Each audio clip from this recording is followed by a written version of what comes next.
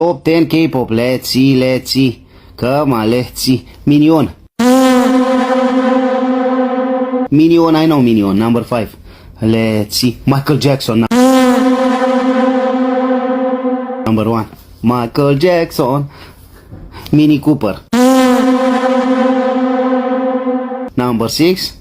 Really good. Xiaomi. Xiaomi is small telephone from China. Number 10. Jaseli. Jaseli number 9. Let's see. Yashin. Yashin number 8. Let's see. Jimmy Chou.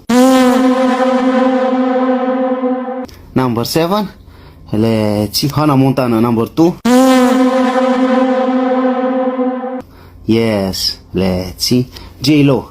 Black Panther.